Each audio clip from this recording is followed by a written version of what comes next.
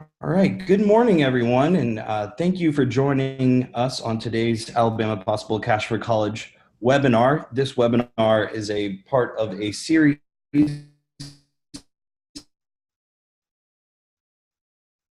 professional development series to help answer questions to improve FAFSA completions at their school. Today's webinar topic is completing the FAFSA for students and families with mixed immigration statuses. This topic was brought up to us by you, the educators that we meet with around the state, and is intended to address specifically the questions that you have brought to us. So we're really excited to provide that resource to you.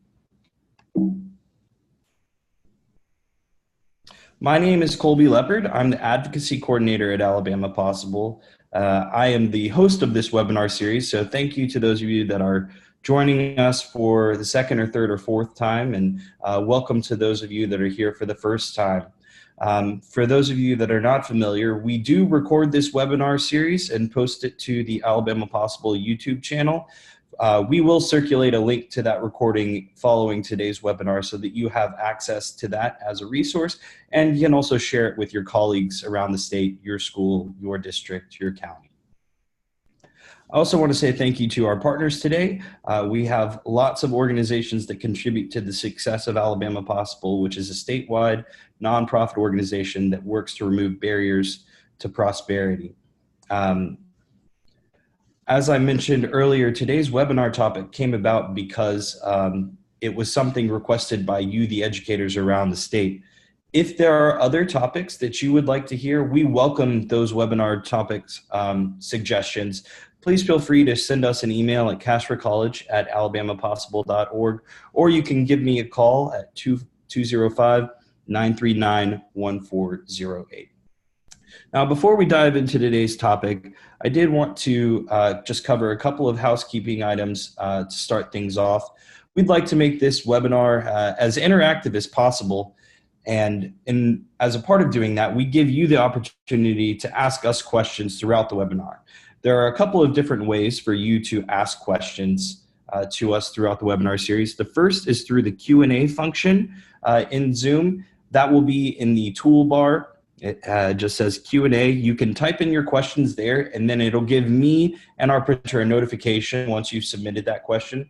We will either take a moment to answer your question once we've completed the slide, or if the question you're asking will be covered later on, we'll probably hold and cover that when we reach that slide. We'll also have a couple of minutes at the end of today's webinar series so that you can ask any additional questions that you might have. Other than the Q&A function, you're also free to ask us questions using the chat feature. Those messages will be sent to everybody that's present in today's webinar, so your colleagues will be able to see the questions that you're asking, but we'll be monitoring anything that you send in both locations. So again, I mentioned that today's topic is completing the FAFSA for students and families with mixed immigration statuses. We're happy to welcome Kristopher Seydel, who comes to us from College Depot in Phoenix, Arizona, to speak on this topic. Like I mentioned previously, this is a topic that was brought up by your educators, so we're really very excited to bring in who we consider to be the experts in this field to cover this topic for you.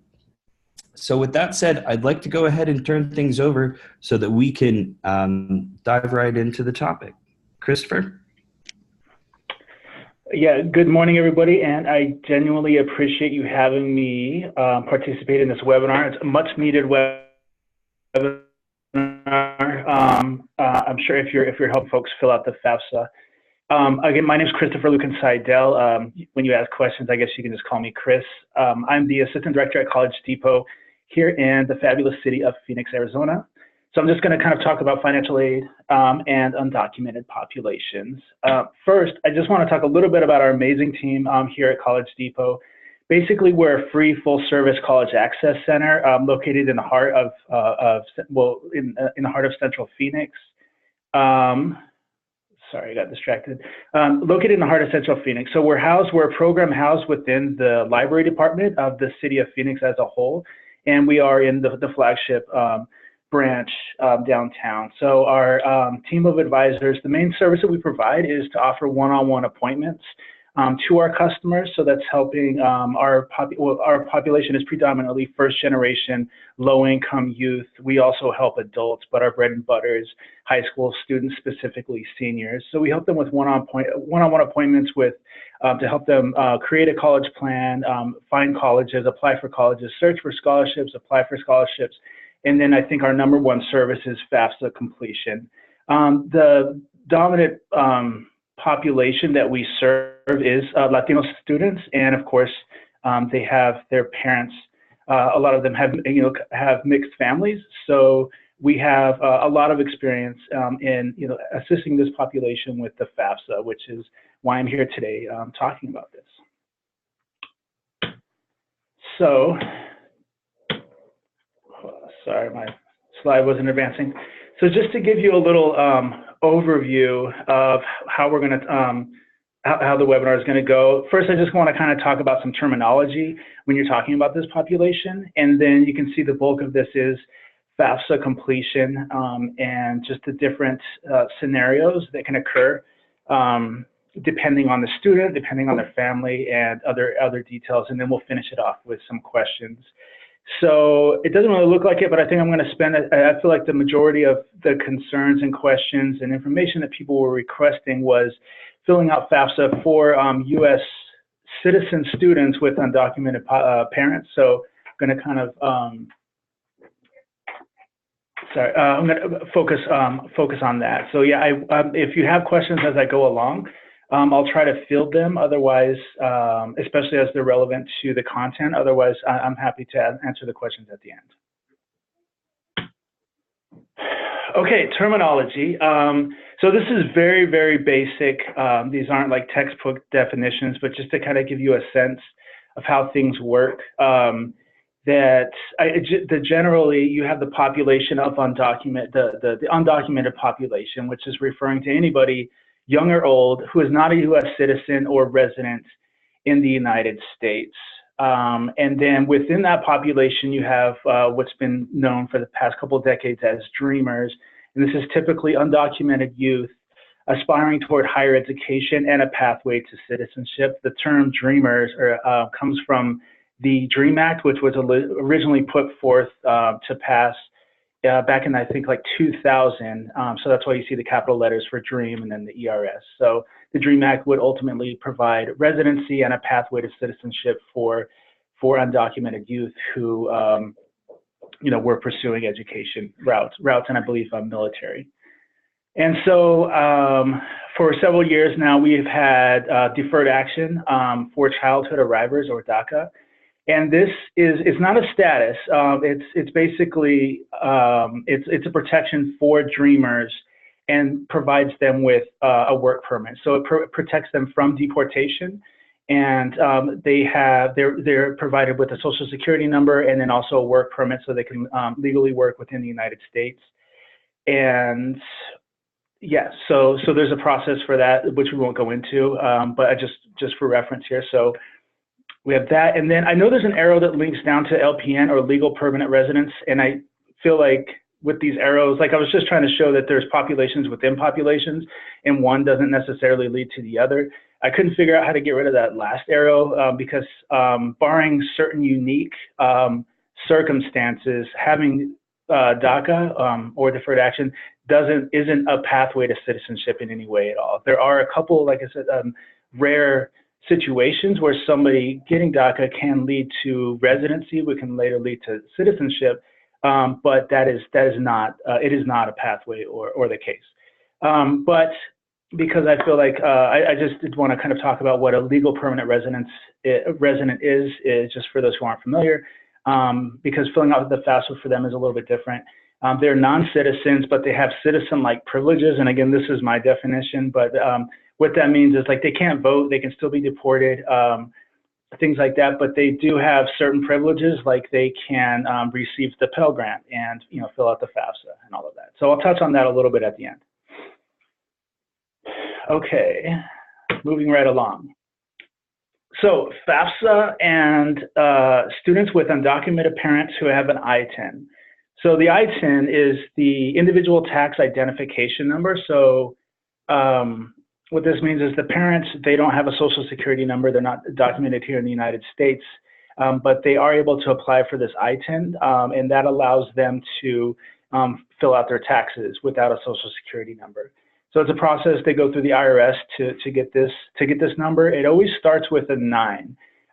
So coming back to working with this population, it can be uncomfortable. I found like when you're working with the parents and you're speaking with them, like you want to know their status because it affects how we fill out the FAFSA, but I don't want to assume that they're undocumented. So one way to kind of get around that question but get the information you need is, if they have the taxes with them, is just to request to see them, to review them, and then look see if they look where the social security number is on the taxes. If it starts with the 9, then that means that it's an I-10. If it's any other number, then it's some type of social security number. And so if they have a social security number, then you would fill out the FAFSA like any other parent, like you would with any other student whose parents are citizens or residents.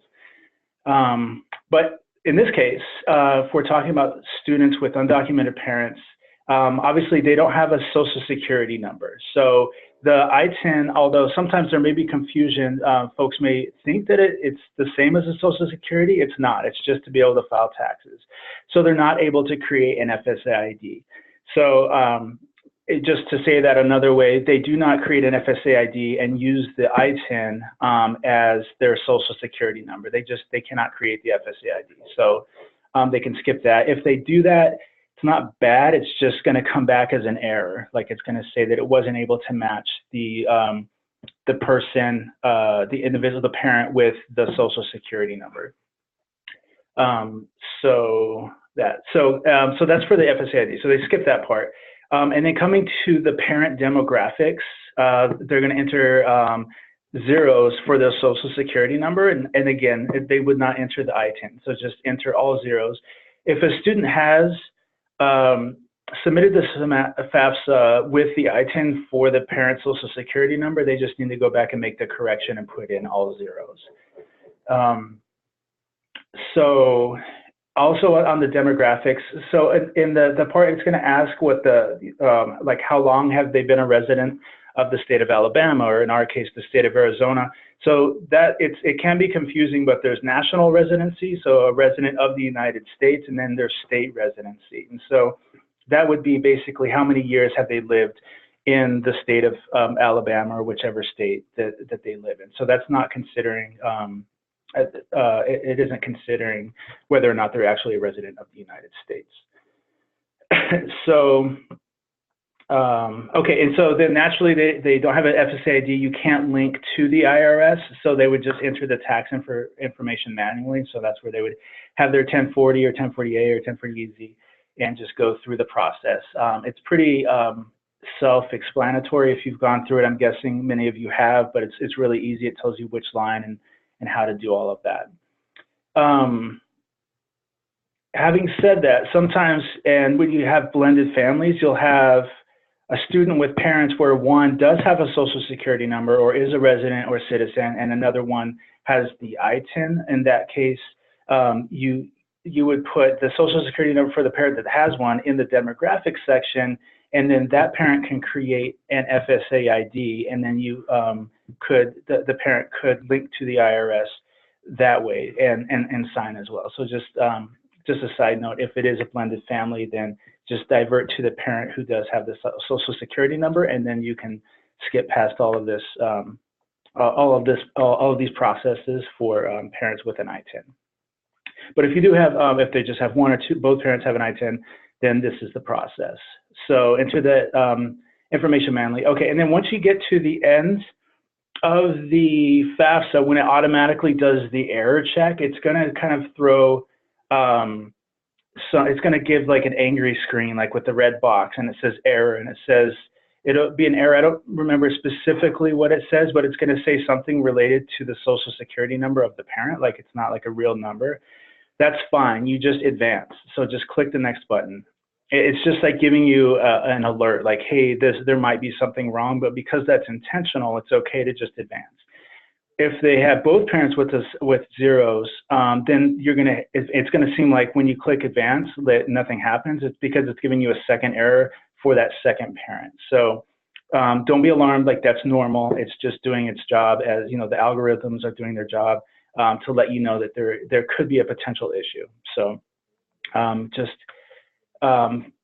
yeah, be ready for that. And then finally, once you get past those alerts, then the student would sign electronically using their FSA ID, but then the parent doesn't have one, so they would need to print a signature page. So it's important. There's an option to click agree, like they have to agree to the terms and conditions, and then print the signature page, print it off, and then it'll bring you back to the FAFSA, and then that's when you submit. And then it's going to give you the notification that it has submitted. And typically it will give the student an EFC. Sometimes it doesn't. I don't know exactly why. Sometimes it doesn't. It won't provide an EFC or expected family contribution number until the FAFSA has processed. So just rare situations. Again, I'm not 100% sure why it does that, but it isn't rare. So don't be concerned if you see that. But coming back to the signature page, it is very, very vital that they send that immediately. It can take up to 30 days, especially if you're talking about like October, November, when everybody's filling out their FAFSA. They're just getting inundated with these signature pages. The FAFSA won't process successfully until that they've received that signature page and verified it. So make sure that they send that out immediately. And from that point, then the student just needs, I recommend that they'll get an email, the parent or the student will get an email once the signature page has been received and the FAFSA processes successfully. However, I still always tell the student, like every week, once a week, just check, like on Tuesday or something, just log in and see if it has processed or if it still says, processing. So that's important. If it's been 4 weeks, then have them submit another signature page. Sometimes, I don't know if it gets lost in the mail or if it gets lost when they're processing all of these. There's been multiple occasions where students that we've helped, they've had to send like 2, even 3, in rare occasions, signature pages in. So again, I don't know all the details why. It could be that they didn't fill the envelope out correctly, or it didn't. I don't know. There's a number of variables, but they just need to stay on that. And if it has been 4 weeks, then just send it in. And one thing that we started to do is we just print out labels. So because we help with so many FAFSAs, like we print out labels that have the address that they need to mail the signature page into. Like we have that, and then stamps and envelopes. And so like right then and there, with the parent there, they sign it, put it in the envelope, and then drop it in the mail right then and there. So that way we know that there are issues, especially, with this current generation is coming up, they aren't familiar with writing letters and things like that. We've seen some pretty interesting envelopes filled out. And so that's why we just thought we would help them out. Obviously, it's a live lesson to learn how to, fill out envelopes and send mail, but our goal is to make sure FAFSAs are completed successfully, so we really haven't concerned ourselves too much with that. But that's just one thing to take into consideration.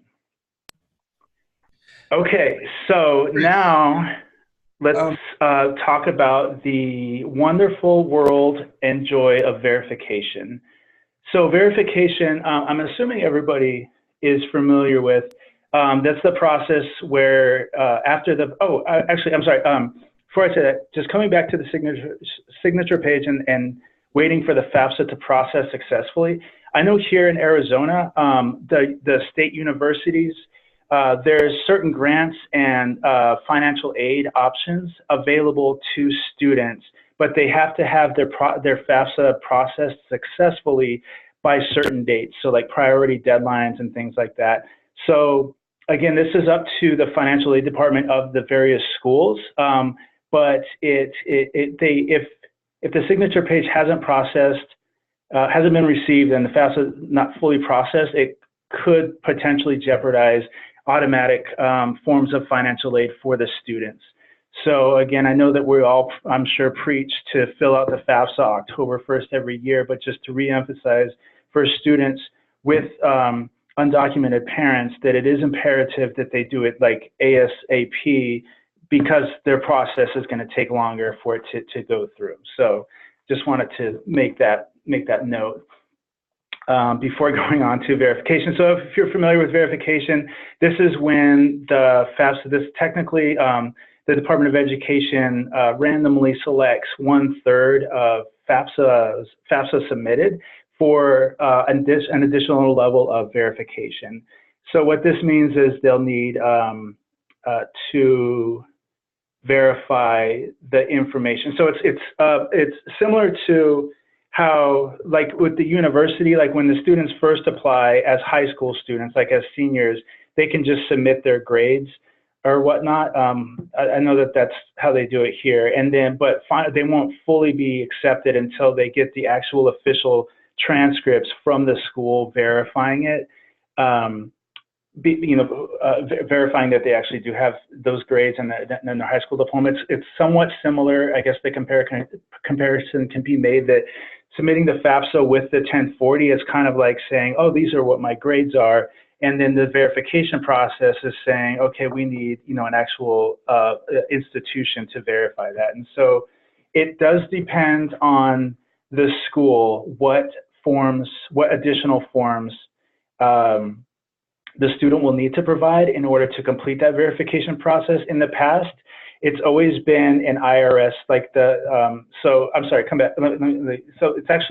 So it's the Department of Education that requests this from the schools, and the schools have different processes to receive that additional documentation. In the past, it's always been required that they get a tax transcript from the IRS. However, that has recently changed, and schools can now accept a signed copy of the original tax form. So if it was a 1040A or a 1040, the parent can just sign somewhere, usually on the front of that, and then send that in. So again, it will be in the student center.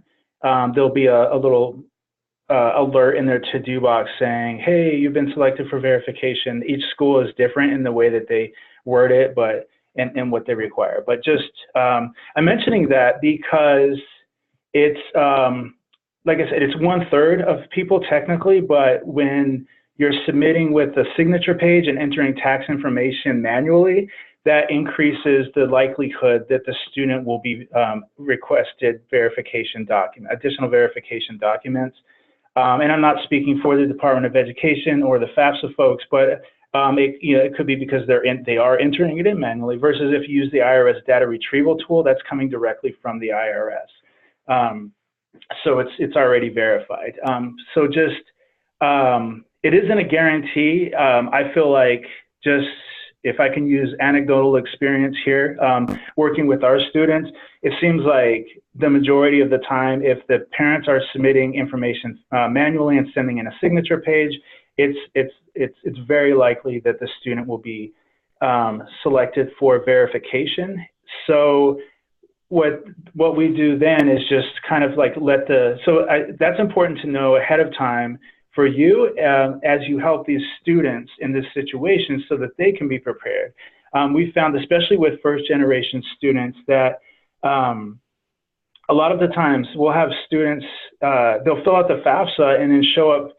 They'll fill out the FAFSA in October, right? They're on top of things, and then show up in like July and say, hey, why can't I, like they don't do anything, they just expect, they kind of feel like that's the first and the last step, like they're done, like they can, drop their mic, click their heels, whatever they want to do, they're done. So it's good to prepare and let the students, the way we explain it, is that this is step one. Like, you've completed step one, now you need to be on the lookout for these additional steps. So it's an important step one, it's like square one, like it's the foundation, but just be aware that they need to be checking their FAFSA weekly. Also, same thing with their student center.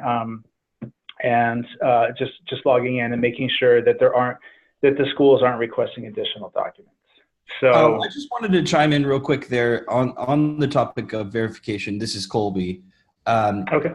That was actually the last webinar topic that we covered in December. Oh. So as a part of our follow-up, I'll be sure to include a link to that webinar presentation as well. That'll cover a lot of what you're going over here too, and just sort of underpin the message. And that webinar was actually hosted by NCAN, the National College Access Network. So we partnered with them on that and Okay. had a really nice presentation. So just wanted to throw that out there.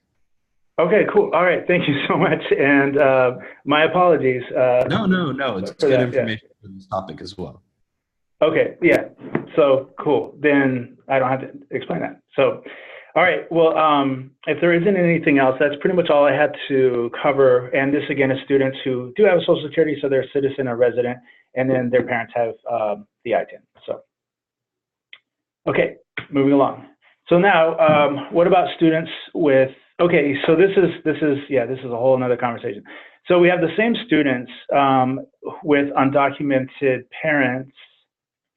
Hold on one second. Who have undocumented parents and okay, sorry. So they have but the parents do not have an ITIN, so they did not file taxes.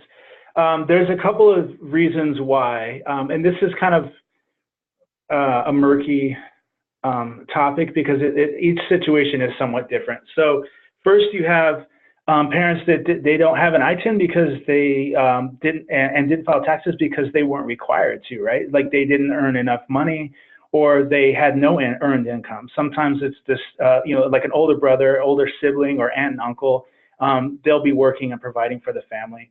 So so that's why, and that's easy with those as you're filling out the FAFSA, you just say that the parent is not going to file, and then you enter the amount of income. So if they had any income, you just enter the amount of income that they did make, and if it's under the amount that the IRS requires if it's under the amount that the IRS requires for someone that the IRS, if it's under the amount that the IRS says is the threshold for people who don't have to file taxes, then that's fine. Again, that'll come back into the verification at the bottom, but I won't go into that. There will be additional steps typically. On this question, so it's like we can, you can Google. I think it kind of doesn't vary too much, but it can change year to year what that threshold is. I always let the parents and the student know we're not tax professionals, so we can't tell you if you need to file or not. Like we can't tell you definitively. If they have more questions about that, then we refer them to tax people. And the city of Phoenix has a free tax a free service to help residents fill out their taxes for free. And so it's easy for us to just refer them over there, but just kind of emphasize we don't want them coming back to us and saying, well, I didn't file taxes because you told me I didn't have to. It's just let them know this is our understanding, but if they want expert advice, seek a tax professional. So yeah, that's the easy scenario. If they're not going to file, so let's say that they did make more and were technically required to fill out their to file taxes but didn't, they can still file. So a lot of times they just don't know, right? They don't know that their student is going to need this information, and so they would need to go to a tax preparer and then fill out their taxes, for 2017. And there's usually a fee associated with that. And most of the time, that's really what parents do, and that's really what we need to guide them to do. Is if they're required, then just encourage them to fill out their taxes. If they submit the FAFSA without filling it out, it jeopardizes the financial aid of the student, and so that comes to a conversation. It's usually a difficult conversation. We try to remain neutral on everything that we do, especially things like this. So we just present the possible scenarios to the parent and let them make the decision. It is awkward, especially if the student is there, because the student kind of gets the sense that their educational future, it depends on whether or not their parent is going to, go back and file their taxes. But typically that hasn't been an issue. But it is a conversation where we let them know that this information is required, and if we won't be able to accurately fill out or complete the FAFSA without this information. So they could choose to fill it out regardless, and then deal with things when it comes to verification, or wait to complete the FAFSA until they've gone and requested their I-10 and then filled out their FAFSA. So it's usually a difficult conversation every time I've ever had it. I know it has been, but it's necessary for them to understand that. And then, of course, in that it's again, coming back to the whole neutrality thing, just trying not to be condescending or saying you need to do this or you need to do that, but just like letting them know that this is a requirement, and then they can make that decision as a family. And I can't think of any situation where the parent did not do that. And it isn't without reason that they don't fill out create the I-10 and fill out their taxes. So if we come to a concern about filing, again, they're in the United States undocumented. So basically, in their mind, they're going straight to the federal government and giving all of their personal information, including their address, right to them. And so there's, that concern, like, oh, well, all of the government is the same. So if I'm giving this to them, then, then ICE, immigration can come and deport me. So I'm not a legal expert, but from all of the research and that we have done and conversations we've had with folks here in our area, the understanding is that the different departments are not. There's federal law that prohibits the different departments of federal government from providing personal information on people here in the United States like interdepartmentally. I don't know if I explained that right, but so the U.S. Department of Education does not provide personal information to the Department of Homeland Security, where under which ICE or Immigration Enforcement is housed, and also likewise the Department of the Treasury, under which the IRS is, like, they're not communicating with immigration as well. So that's currently how things are, and that's the way that we understand it. Again, I'm not a legal expert, but this is the understanding that we have, and so that comes again speaking to the parents, just letting them know that they may not understand all of it, but understanding that the FAFSA is not giving the personal information of the parents over to immigration, and the same thing, the IRS isn't giving them over either. As far as I know, there's never been a situation where a parent was deported after ICE or immigration received the personal information of the person that they deported from their taxes or their student filling out the FAFSA. So again, that's a decision for them to make. Just letting them know that these are the current, this is the current situation, and this is how things are now. But again, it is ultimately their decision. Okay, so having said that,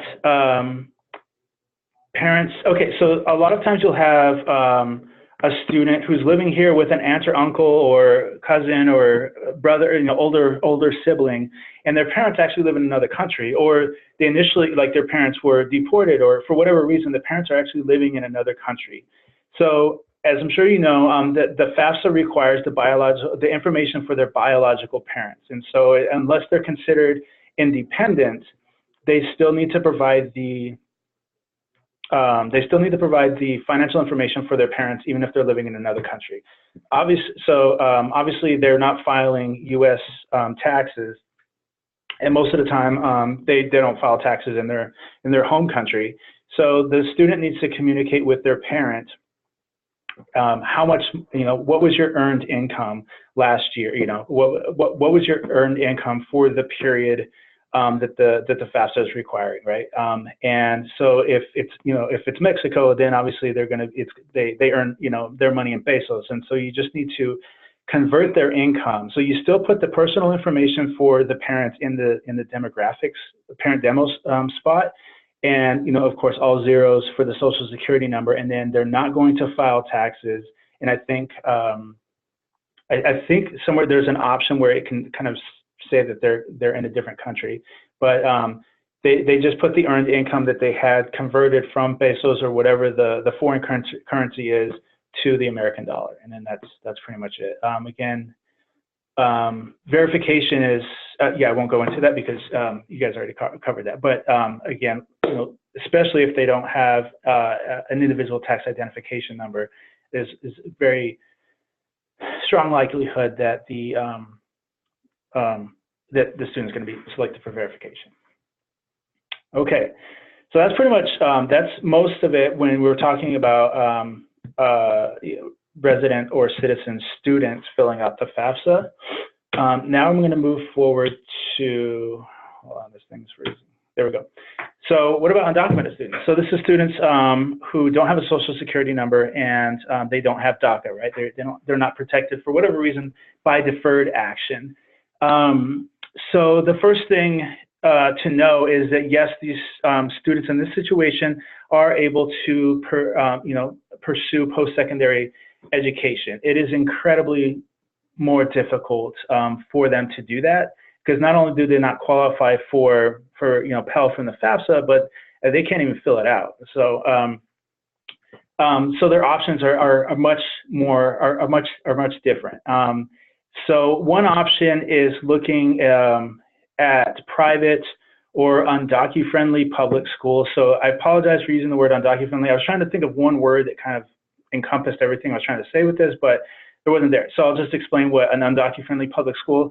So that was like for us here in Arizona, we have certain propositions that prevent undocumented students from receiving any type of aid from a public institution. Additionally, they need to pay, even though they may have lived most of their life here and graduated from high school here, they're considered non-resident, so they have to pay out-of-state tuition. However, just over the one state over in New Mexico, right, the University of New Mexico, they don't have that restriction, right? So they qualify. They can attend one of those schools, and then those schools can provide them with they don't have that limitation. They provide them with scholarships. So if they go to another state or over to California, then they have more opportunity to receive scholarships directly from the school. And if you're working in college access, you understand that the majority, most of the time anyways, the majority of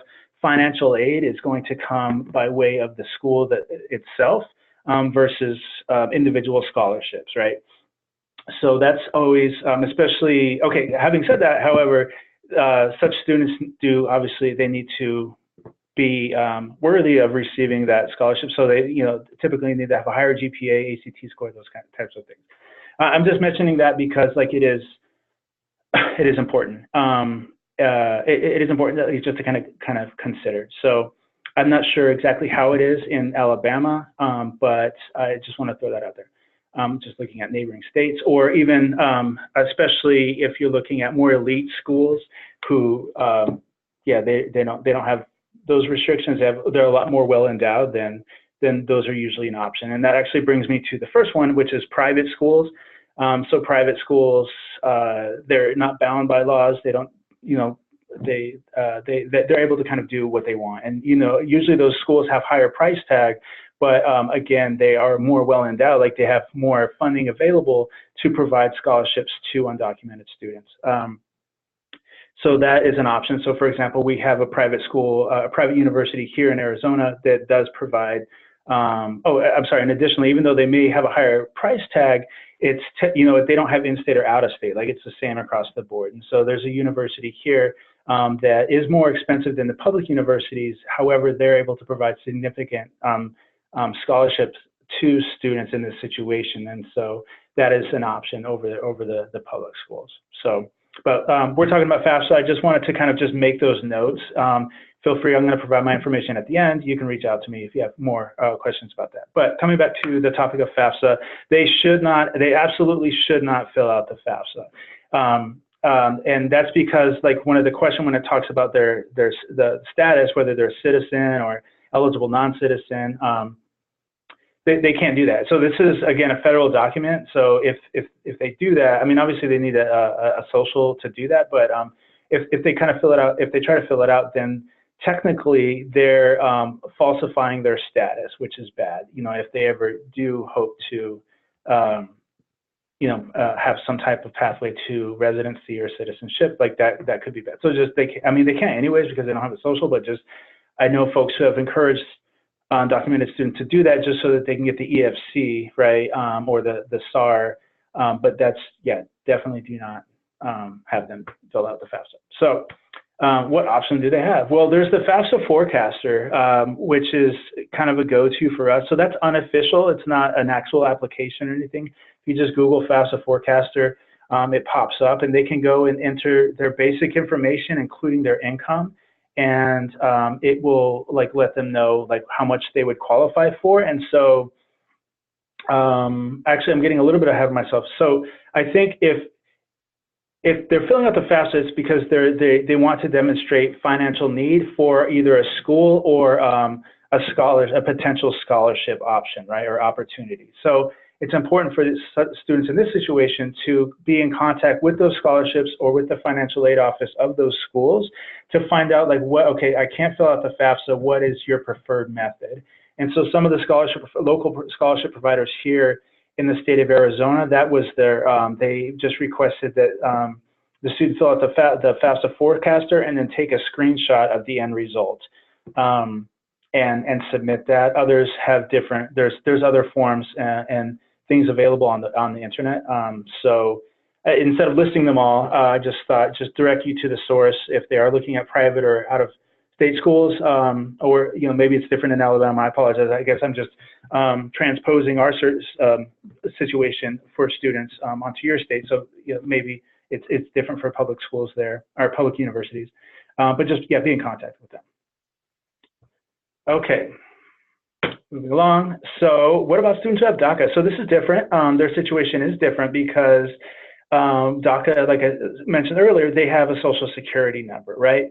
But again, this is not a status or a pathway to residency or citizenship. So although they can fill out the FAFSA, right, to demonstrate financial need, they will not qualify for the Pell Grant or for federal loans. Of course, the process is similar. They will create their FSA ID using the social security number on their work permit. And then the option when it talks about the status, this is important, again, going back to this being a federal document, they need to make sure that they select the third option that says, no, I am not a citizen or eligible non-citizen. So it's very, very imperative that they select this correctly, because otherwise, I mean, it could just be a simple mistake and you can correct that, but it's better not to risk it. So just make sure that they choose the third option. That third option is basically there for students with DACA, so without actually saying it. So they select that. So this is interesting. After they fill out the FAFSA, they won't be provided with an EFC, right? They're not going to get the expected family contribution number. And this is we've been in contact here with the Department of Education, just saying that this is the situation, this is why these students in this situation fill it out, and that's just their position that they will not provide an EFC because it could be perceived that well, yeah, for what they have their reasons, right? So they are provided with a student aid report, however, so it is an official document that they can provide for scholarship. So again, coming back to a student with DACA, they're doing this to demonstrate financial need.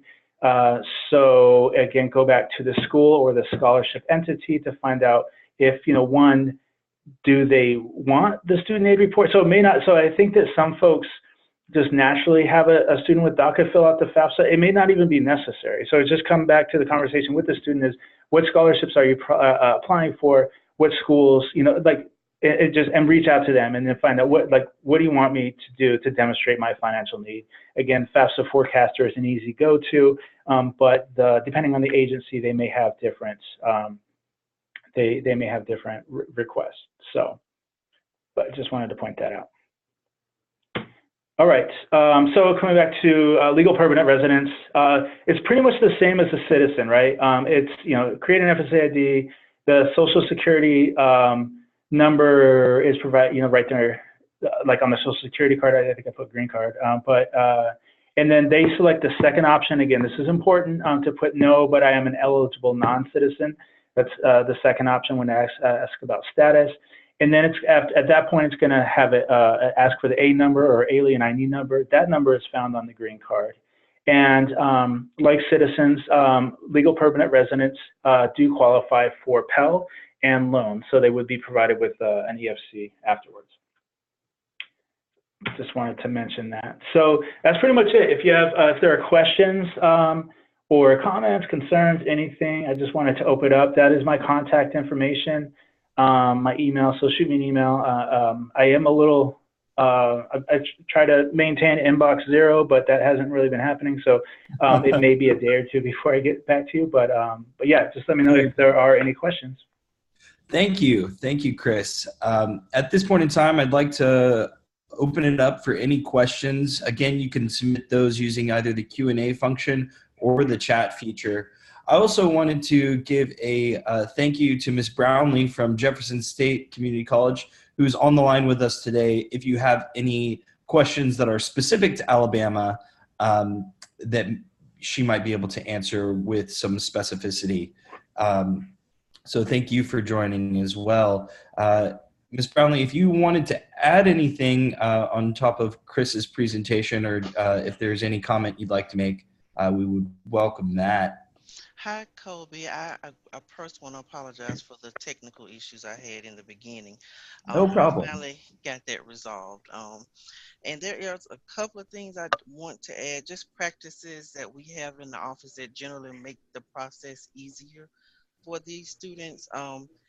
In regards to students with parents that do not have social security numbers and therefore are unable to get an FSA ID and password, I just wanted to highlight the fact that we as financial aid administrators have the ability to electronically sign the FAFSA for students and parents, but we do have to have verification documents with a wet signature in order to do that.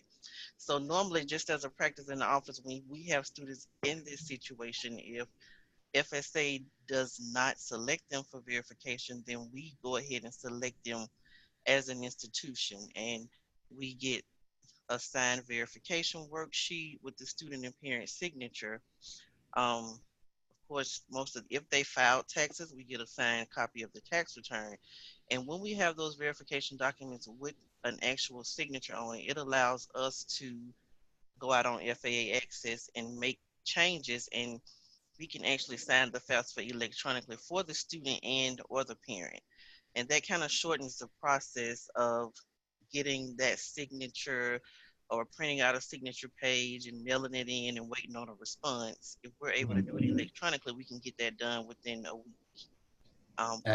So that is an excellent option for the students and the parents if you choose to get those verification documents, get them to sign those documents, and go ahead and make that correction yourself. And one other thing in regards to parents who live in other countries, we do the same thing. And I know sometimes it's difficult for the student to get something from their parent, but in a lot of cases, we're able to get the students to get the parent in that other country to provide a written statement of their income, how much they earn, what that would be converted to US dollars, and get them to physically sign that form. And we require that to satisfy the verification requirements for students with parents that live in other countries. That's really great. Thank you for adding that. Always nice to have the voice of an actual financial aid officer to shed light on their real life actual experiences. I have one question that came in, and this is for both panelists, and I don't want to go too in the weeds on this, but given the current government shutdown, how might that affect the topic today, specifically around verification and access to the IRS data retrieval tool? Well, in regards to the data retrieval tool and the government shutdown, the data retrieval tool has not been affected. Mhm. What has been affected and what we have found ourselves dealing with in the office is students able to obtain a tax return transcript online. And we opted to accept a 1040 tax form that's signed by a student and parent in lieu of them having to get an actual tax return transcript. Well, we do explain to them that they can go back out on the FAFSA and use a data retrieval tool if they did not do that in the beginning. They may want to consider that as an option now to go ahead and satisfy that requirement. For verification of non-filing, we actually created a form for the student or the parents to complete and sign, verifying that they didn't file a tax return. They NASFA, SASFA, Department of Ed did send out some guidance where they wanted specific things stated in that. So we opted to create a form versus just having them to write a letter, because with us creating that form, we can go ahead and include those statements in the form. And that is available on IFAP. I'm sure all of you have access to IFAP and the guidance that FSA sent out, where it has detailed requirements as to what that verification of non-filing statement should say. That's great. Anything for you to add, Chris? No, that's exactly what I was going to say. Refer everybody back to the schools. The universities here have adopted the exact same policy where they accept the signed 1040. So yes, it affects. However, this actually happened last week with a student we were working with. The parent who didn't have the I-10, now they have to wait. So they have to wait to get their I-10 and file their taxes. Which is a bummer for the student, because they're potentially it's a private school, so the school itself has leeway, but it potentially jeopardizes the financial aid package that the student will be offered, or if he will even be offered one. So that's the only caveat, is if you have folks who haven't filed that needed to, or create an I-10. Thank you.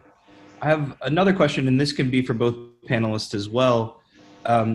When it comes to students that are reluctant to complete the FAFSA or submit their financial aid forms, and because of their parents being undocumented, how do you sort of what is your pitch, or how do you convince a student? Because I know that's what many of our educators are sort of attempting to overcome here in Alabama. I'm sorry. Yeah, that's. Did you want to go first? Or? No, go ahead, baby. Yeah, that I wish I had, it's just this murky area where you want the best for the student, and that the student does as well, but it's at the same time, even though you may be almost completely sure that it doesn't jeopardize their status or their situation here in the United States, for them that's a present reality, especially if they're not just their family but their community. So you can almost guarantee that they've have a friend, a cousin, someone that they know whose family member got deported, or even brother or sister, or something like that. So it's a very real and lived experience for them. This is a fear, So just imagine what it would be like if you're 17, you're excited about going to college and everything, but at the same time, your cousin, your tia, your aunt just got deported, and you're like, oh, I don't want my parent to, they sacrificed so much for me to, give me this opportunity to live here. I don't want to do anything to risk them being sent back to their country of origin. And then not only are they gone, but now I can never see them again. And I don't have this essential support in my life when I need it the most as I'm, progressing into adulthood. So it's if you just try to put yourself where they're at, it's just it just makes it that much more harder, but at least that you can try to understand where they're coming from. And I think that if you demonstrate that empathy, then then it helps them to recognize that you have a genuine invested interest in that, in their in their person, and their being, in their life, and their livelihood, and their family. So I think that goes that speaks volumes, and is as like just them knowing that you have that concern for them can help them to have confidence in the guidance and the direction you give them versus just saying, look, you need to do this if you want to go to college, right? So, and I'm not saying anybody, here would say that, but just to, give the contrast. So having said all of that, I stop myself from convincing students, especially because they're advancing into adulthood. This is a huge decision.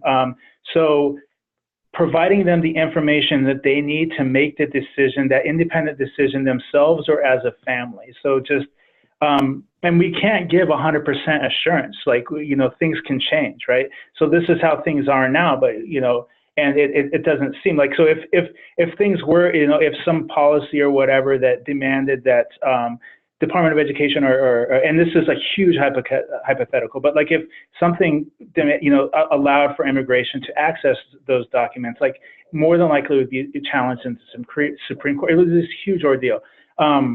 But again, we don't have control over those things. And so it's just explaining the situation, letting them know that the risk is it's almost non-existent, and that you'll be there for them, or you can connect them to maybe there's other pro bono legal firms or things like that to give them additional confidence.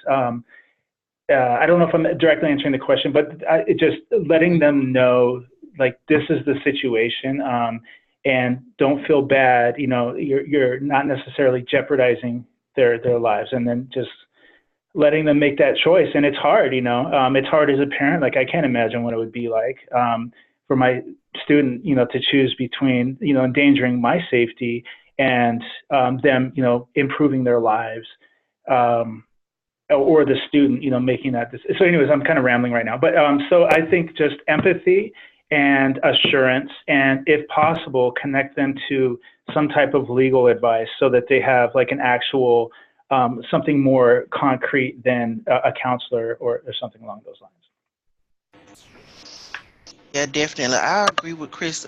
We just have the role of giving the students the confidence that they need, as he said, and helping them to understand that our goal is to help them get their education, and that is our focus. Our focus is not on finding out, information on their parents or play any type of role in getting their parents deported, and letting them know that we have so many other students that are currently enrolled that are in their same situation. Mm-hmm. Well, thank you for those answers. I know that that's really crucial information that many of our educators are looking for. As we wrap things up, and I'll hold if there are any last minute questions that come in, I just wanted to ask one more question. Chris, if it's okay with you, I'd also like to be able to share this slide deck with our attendees today, just so that they can have this as a point of reference. Yeah, not about you. Did you want me to email that to you? Yeah, if you can email it to me, I'll send it out to all of the attendees. As a PowerPoint or a PDF? PDF would be great, actually. Thank you. Okay, sounds good. So with that, I wanted to thank both of our panelists, thank Jefferson State and College Depot for participating in this really difficult topic to tackle, but one that we've had a lot of questions about over the past couple of years. So it's nice to be able to address some of your questions, specifically in the form of a webinar and bringing in this voice. Thank you all for attending today's webinar. Please stay tuned for an email that will include a link to today's recording, the slide deck, as well as the contact information and any other resources that we discussed and mentioned on the webinar. We'll also include information about upcoming webinars. We have another one 2 weeks from today where we have the Education Policy Advisor for Governor Kay Ivey, who's going to be talking about Governor Ivey's plan to address education, Success Plus plan. Thank you again for participating. I wish everybody a great day, and we look forward to you joining us next time. Bye, everyone. Bye-bye.